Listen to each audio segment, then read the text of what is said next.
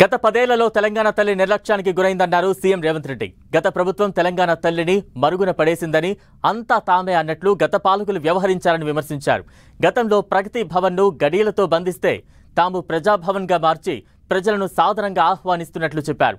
ప్రస్తుతం బీఆర్ఎస్ నేతలు రాజీవ్ గాంధీ విగ్రహానికి, తెలంగాణ తల్లి విగ్రహానికి ముడిపెడుతున్నారని, గత 10 ఏళ్లలో ఒక్కచోటైనా తెలంగాణ తల్లి విగ్రహం పెట్టారా అని ప్రశ్నించారు. సంవత్సరాలు పరిపాలన చేపట్టిన వాళ్ళు తెలంగాణ తల్లిని తెరమరుగున పడవేసినరు. ఎందుకంటే తెలంగాణ తల్లి కంటే కూడా వారే ప్రాధాన్యత, వారే తెలంగాణకు సర్వం, నేనే తెలంగాణ, తెలంగాణనే నేను అనే విధంగా గత పాలకులు వ్యవహరించినరు. ఆ విధానానికి కాంగ్రెస్ పార్టీ, ప్రజలెన్నుకున్న ప్రభుత్వం, ప్రజాపాలన ఆ పాత విధానాలకు విరుద్ధం.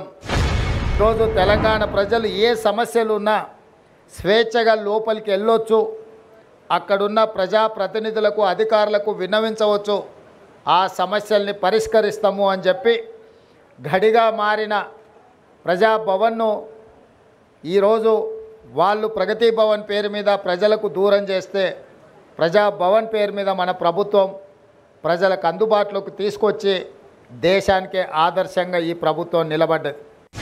10 సంవత్సరాలు మంత్రులు కానీ, ముఖ్యమంత్రి కానీ, ఆనాటి ప్రజాప్రతినిధులు ఎవరు కూడా ప్రజలకు అందుబాటులో లేకపోవడం, ప్రజలకు సచివాలయంలోకి ప్రవేశమే నిషేధం జరిగింది.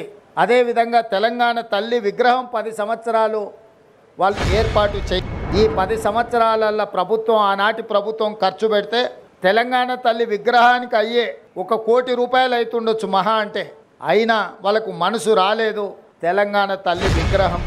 కొంతమంది వ్యక్తులు వాళ్ళ కోసం ఆ స్థలాన్ని పక్కన పెట్టి వాళ్ళకు కావాల్సినప్పుడు విగ్రహం పెట్టుకోవాలని ఆలోచన చేస్తే, దేశం కోసం ప్రాణాలు ఇచ్చిన రాజీవ్ గాంధీ గారి విగ్రహాన్ని మేము అక్కడ పెట్టడం జరిగింది.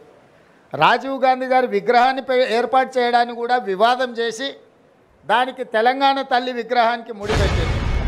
భవిష్యత్ తరాలకు స్ఫూర్తిగా ఉండాలి.